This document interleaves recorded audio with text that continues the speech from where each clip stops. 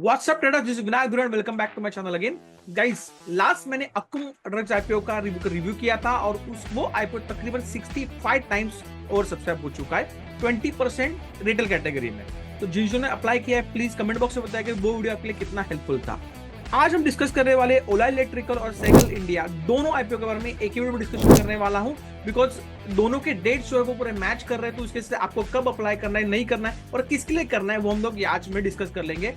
बहुत सारी चीजें फंडामेंटली की कैसे कैसे और बिजनेस को कैसे समझा जाता है वो डिटेल में एक्सप्लेन करने वाला, तो वीडियो लास्ट तक देखिएगा। चलिए शुरू करते हैं गाइस। यहाँ पे अगर हम देखेंगे Ola IPO and Ola electric and सेगल इंडिया दोनों जो आईपीओ गाइस, जो आप देखोगे दोनों के जो डेट्स है गाइस वो 1 अगस्त और 2 अगस्त है। आज मैं डिस्कशन कर रहा हूँ 3 अगस्त, मतलब आज 3 अगस्त है गाइस और हम डिस्कशन कर रहे हैं बिकॉज मैं कुछ एक वैल्यूएबल इंफॉर्मेशन रुका था कि बाबा आपको एक अच्छा वर्डिक दे पाऊं, जो मेरा एनालिसिस दे पाऊं, इसलिए मैंने कल वीडियो नहीं बना, मैं आज वीडियो बना रहा हूँ। तो ये एंड तक देखिए, आपको चीजें समझ में आ जाएंगी। तो 1 अगस्त को और 2 अगस्त को, और इसका जो क्लोजिंग हो 5 अगस्त और 6 अगस्त है। तो अभी ये दोनों में से अगर आपको अप्लाई करना पड़े तो आपको आपका कैपिटल डिवाइड करना पड़ेगा। तो आपको चूज करना पड़ेगा इधर की बाबा आपके प्रोबेबिलिटी ज्यादा हो और जिसमें लिस्टिंग गेन भी आपको अच्छा खासा मिले। सो फर्स्ट हम डिस्कस करते हैं सिगल इंडिया। अगर सिगल इंडिया को अगर डिस्कस करें तो नाम से एक्चुअली फट से पता नहीं चलेगा आपको कि अब कंपनी कास्ट में क्या है, क्या चीजें करती है। जैसे बहुत सारे आईपीओ के बारे में हमें पता चल जाता है कंपनी के नाम से, तो यहाँ पे थोड़ा समझने की कोशिश करते हैं कि ये कंपनी का बिजनेस कैसे और क्या है। सिगल इंडिया का आप देखोगे तो फाउंडेड इन 2002, ओके। और उसके बाद ये कंपनी जो है कंस्ट्रक्शन में, लेट मी रिमूव दिस, 2002 में। और ये देखो कंस्ट्रक्शन कंपनी है, expert in specialised structure projects including elevated roads, flyovers, bridges, railway projects, tunnels, highways, expressway and runways. तो ये पूरा का पूरा कंस्ट्रक्शन का बिजनेस आपको समझ में आ गया।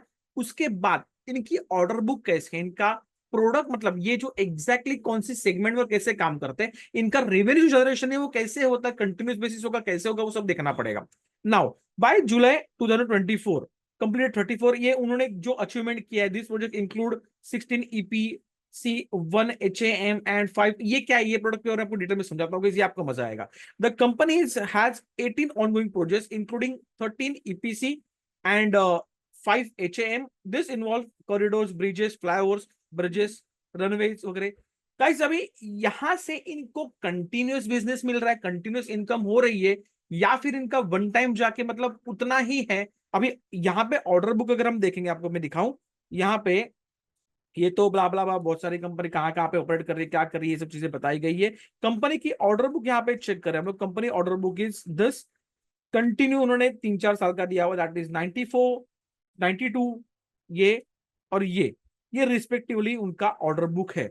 अभी ऑर्डर बुक्स में आपको बता दूं मैं, जितना इंफॉर्मेशन मेरे पास है, NHAI, national highway authority India, इनके पास से इनको मैक्सिमम मतलब 80% जो इनकी ऑर्डर बुक है ये कंपनी की तरफ से, गवर्नमेंट कंपनी है। तो यहाँ पे बिडिंग करने के बाद, आप ऑक्शन लगते हैं, बिडिंग होते हैं, उसके बाद इनको प्रोजेक्ट मिलते हैं। तो इनका वो भी सक्सेस है, जो मतलब as compare to the peer company ने कितना किया हुआ है उसके हिसाब से वो रेशियो अच्छा है। लेकिन इसका सोली मेन जो बिजनेस आएगा वो NHAI से आएगा। अभी तक के लिए बाकी के जो 20% प्रोजेक्ट्स है उनको अलग अलग कंपनी से आते हैं, लेकिन मेन बिजनेस जो NHAI से, मतलब अगर यहां से बिडिंग या फिर कंपटीशन अगर बढ़ा तो फिर थोड़े चांसेस कि ऑर्डर बुक कम हो जाए। लेकिन अभी के लिए करंट स्टेटस के हिसाब से वो ठीक है, नो प्रॉब्लम। तो ये आपको मैंने एक बार क्लियर कर दी। नाउ इनके ये चीजें चलती कैसे, let me explain few things to you.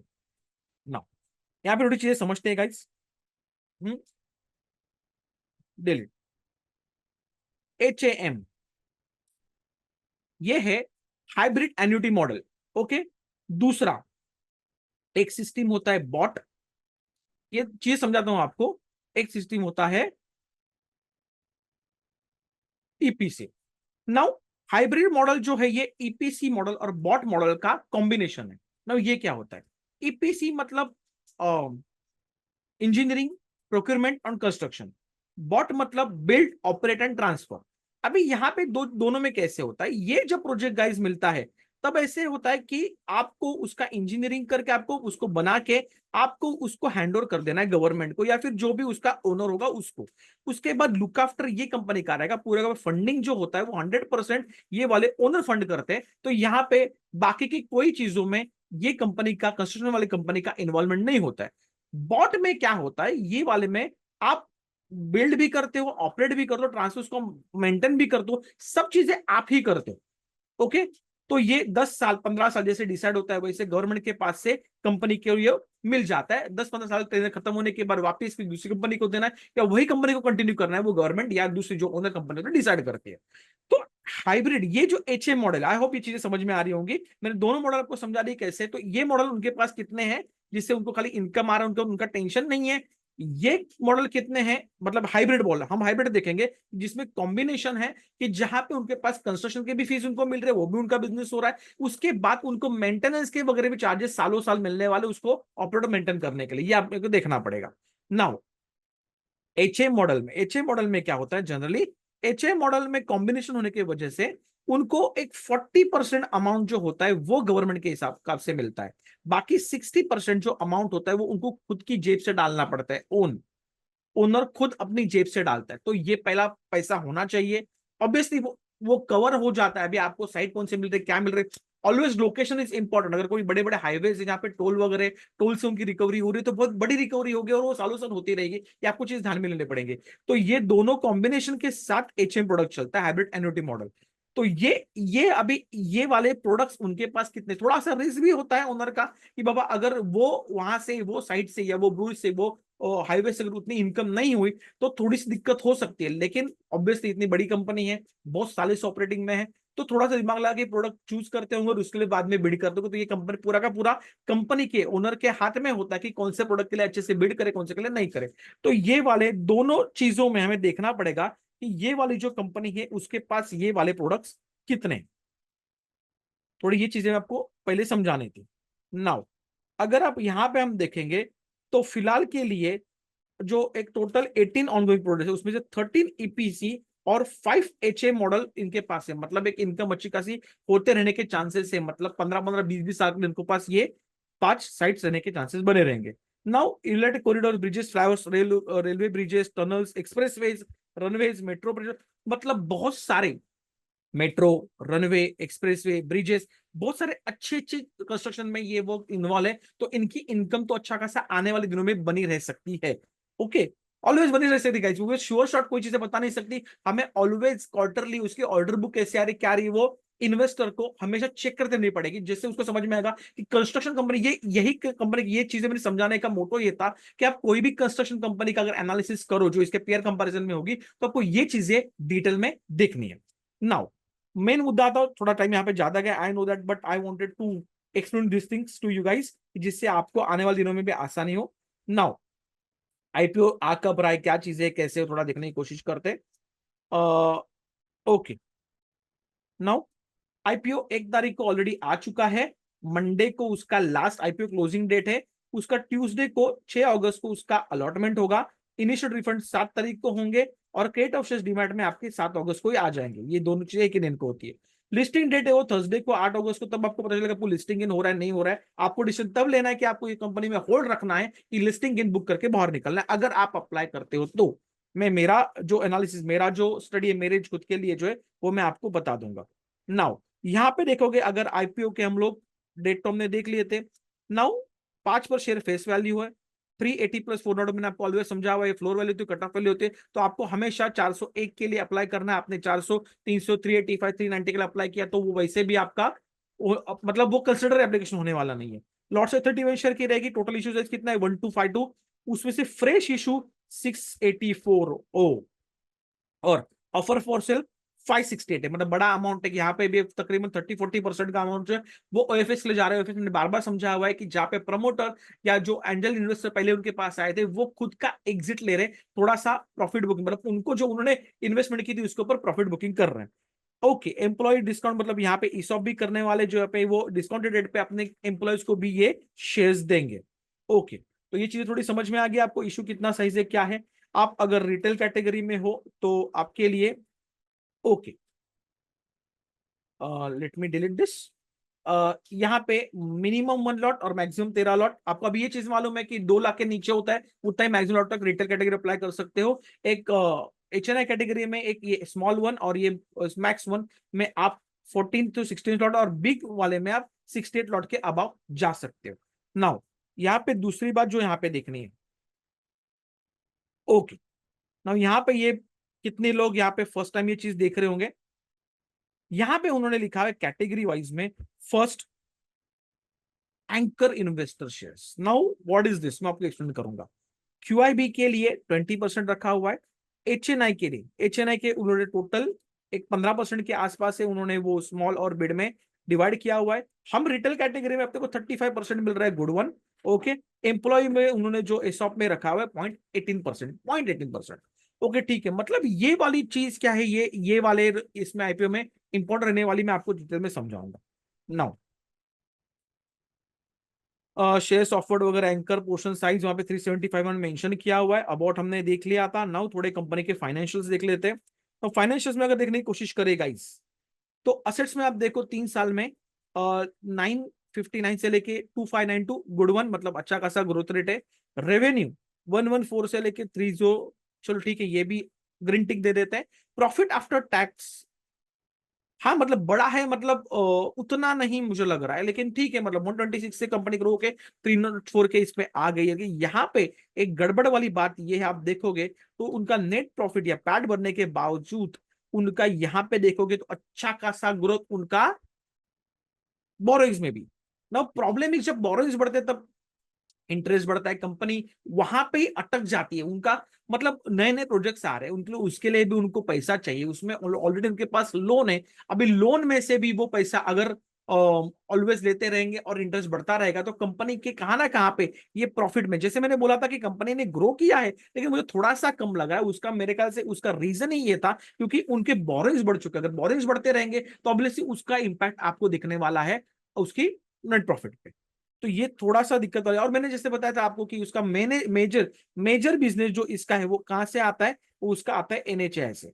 तो अगर एनएचए से उसका ऑर्डर बुक बड़ा है, अगर उसको यहां से अगर बिजनेस मिलना बंद हो गया, कंपटीशन बढ़ गया, हाँ अगर कंपनी में मतलब अभी देखना पड़ेगा यहाँ पे एंकर इन्वेस्टर का रोल क्या है और वो हमें देखना क्यों जरूरी है। मैंने बोला था मैं कुछ ये समझाऊंगा, क्योंकि कंपटीशन अगर बढ़ता है तो ये कंपनी में फिर लोगों का कितना है कि बाबा ये कंपनी, जैसे हम एज रिटेल इन्वेस्टर गाइस थोड़ा फॉर इन्फॉर्मेशन हमें मिल जाती है, हम लोग एनालिसिस कर लेते हैं ऑनलाइन जाके, लेकिन बड़ी बड़ी और प्रॉपर जो इन्फॉर्मेशन होती है गाइस, इनके जो कॉन्टैक्ट्स होते हैं वो बड़े बड़े प्लेयर्स के साथ होते हैं, उनको मालूम होता है कि कंपनी का फ्यूचर उनके पास ऑलरेडी, ऑब्वियसली उनके पास एनालिस्ट और इन्वेस्टर जो एनालिस्ट रिसर्च वाले होते हैं वो भी अपने से बहुत सालों एक्सपीरियंस वाले लोग होते हैं, तो उनके पास ज्यादा इंफॉर्मेशन होती है। अगर वो लोग यहाँ पे इन्वेस्टमेंट करते हैं, एंकर इन्वेस्टर मतलब द पीपल वो इन्वेस्टेड अर्लियर, वो आईपीओ होने से पहले उन्होंने यहाँ पे इन्वेस्टमेंट कर दिए because they believe in this company.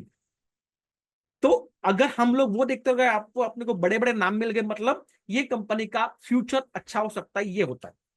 Now इसके बाद अगर मैं आपको समझाऊं कि आरओई वगैरह इसको थोड़े केपीएस देखेंगे, 33% ठीक है। ROC 31 very good. डेप्ट इक्विटी ये लेस देन होना चाहिए, लेकिन हमने देखा ही ऊपर है ऑब्वियसली कि उसका डेट ज्यादा है तो ये थोड़ा दिखने वाला ही था। RO net worth 33%। Price to book value थोड़ी सी ज्यादा है, अगर लेस देन 5 होती तो अच्छी होती, लेकिन यहाँ पे मेरे को ये मुझे थोड़ा सा ओवर वैल्यू, मैंने 400 का जो वैल्यू पे देखा था, अभी जब मैं ये उसके वैल्यूएशंस देख रहा हूँ उसके बाद मुझे समझ में आ रहा है कि 400 का जो वैल्यू वो मांग रहे हैं आईपीओ में थोड़ा सा ओवर प्राइस मुझे लग रहा है। अगर ये 350 या 330 के बीच में होता तो that it will be good one, good deal होती है। पैड भी उसका 10% है, चलो ठीक है, चीजें हमने देख ली थी। नाउ द ऑब्जेक्टिव मेन चीज की, ये कंपनी का जो अभी अपने से पैसा लेंगे आईपीओ में, वो कंपनी के आईपीओ का पैसा वो करेंगे क्या। तो यहाँ पे देखते हैं हम लोग ये परचेज ऑफ इक्विपमेंट्स, वो तो ऑब्वियसली कंस्ट्रक्शन बिजनेस है, अगर उनको नए नए प्रोजेक्ट्स और ये चीजें बढ़ती जाएंगी तो उनको ये इक्विपमेंट्स लगने वाले, उसमें इन्वेस्टमेंट होनी चाहिए। रीपेमेंट ऑफ फूड और पार्ट, ओके ये this is the good one, मतलब बाकी के जनरल पर्पज के लिए यूज होता है वो तो हमें मालूम ही है, लेकिन ऑब्वियसली अभी आप देखो तो 1200 में से आप 600 को रखने वाले, 600 में के आप 1800 का तो उनका अभी का लोन बुक है, तो ऑब्वियसली पूरा तो पे नहीं करेंगे, इन फुल बोला हुआ है वो तो पे होगा नहीं। हाँ लेकिन एक पार्ट पेमेंट में अच्छा खासा कर देते तो उनका इंटरेस्ट कम हो जाएगा, नए प्रोजेक्ट से उनके पास मार्जिन खुल जाएगा, तो ये एक अच्छी बात है। नाउ इसके बाद यहां पे नीचे आओ, सीगेल का आज की तारीख में आप अगर ये सब्सक्रिप्शन देखो तो 15.66 टाइम इसका भी और सब्सक्रिप्शन हो चुका है। तो यहाँ पे आप देखोगे तो ये, just minute, okay 1.26 times on August 2. Okay, the public issue or subscribe 1.72 time and retail category QIB उन्होंने दिया हुआ है। तो चलिए मतलब ये सब्सक्राइब करना शुरू कर दिया। अभी अगर मुझे यहाँ पे अगर अप्लाई करना है तो उसके लिए मेरे लिए सबसे बड़ी इंपॉर्टेंट चीज हो जाएगी कि इसकी एंकर लिस्ट आपके सामने ओपन कर रहा हूं गाइस। तो यहां में अपन देखेंगे कि नाम हमें क्या कौन से दिखते हैं।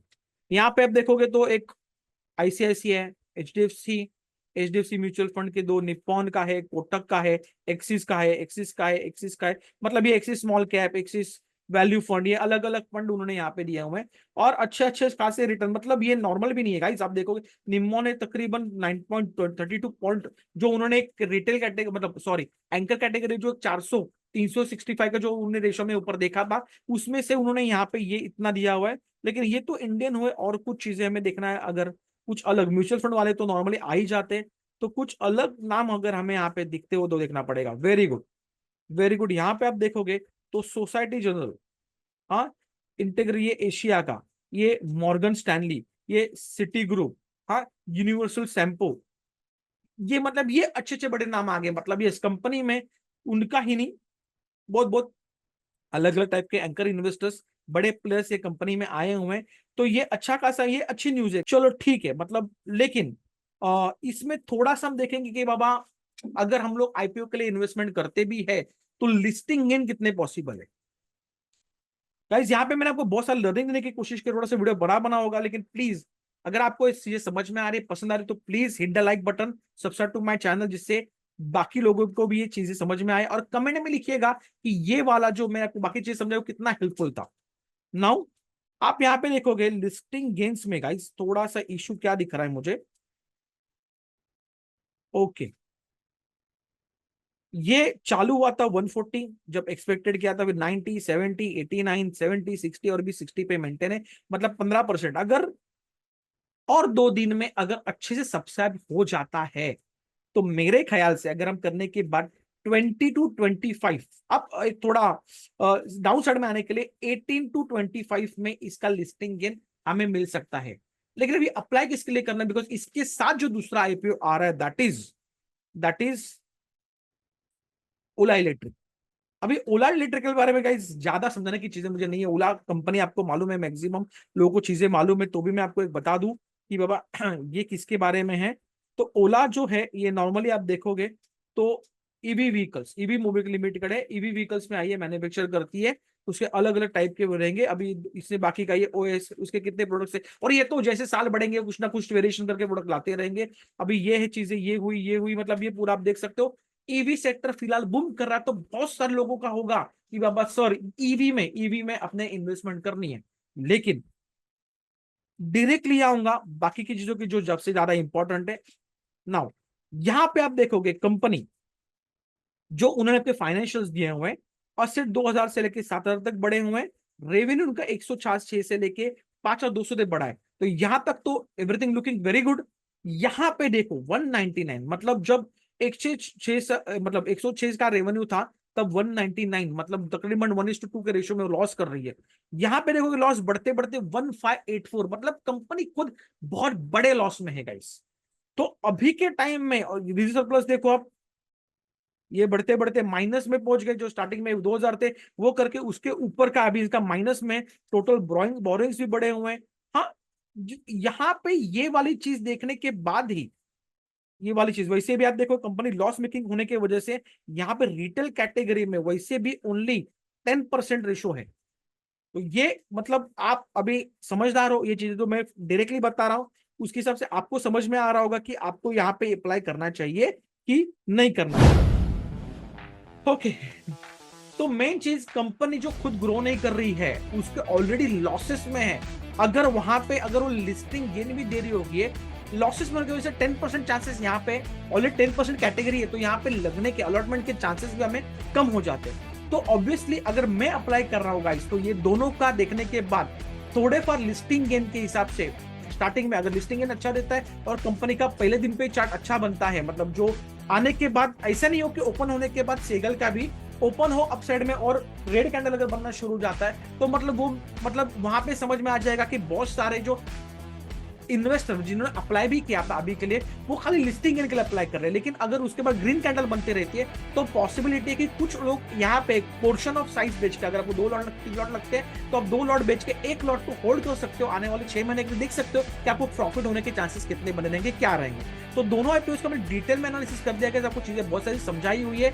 तो मैं खुद अप्लाई करने वाला हूं only and only for the सेगल वाले के लिए। मैं ओला के लिए आईपीओ नहीं करने वाला हूं। उसके बेटर में अगर ईवी सेक्टर में भी कंपनी मिलती है तो मैं डायरेक्ट इन्वेस्टमेंट वो कंपनीज में कर सकता हूं। गाइस, बहुत सारी चीजें समझाई है, आज के लिए इतना ही। अगर चीजें आपको समझ में आ रही है, पसंद आ रही है, तो please like the video, subscribe channel and please share with others, और उनको समझाइए कि मैं वैल्यू इंफॉर्मेशन देता हूं। Last but not the list, यहाँ पे लास्ट में मैंने समझाया था, अगर आपको मेंटरशिप चाहिए वो भी फ्री स्टॉक मार्केट में, तो अगर आपको इक्विटी में इन्वेस्टमेंट करनी है, स्टॉक कैसे चूज करने, क्या करना चाहिए समझ में नहीं आ रही है, उसमें सब में मैं आपको हेल्प करने वाला हूं। डिस्क्रिप्शन में पूरे वो डिस्क्रिप्शन में मैंने आपके डिटेल्स दिए हुए, please go and have a look. अगर पसंद आता है प्लीज डू कॉन्टैक्ट, जिससे आप ग्रो होंगे, मैं होऊंगा। बाय बाय, सी या, लव यू ऑल।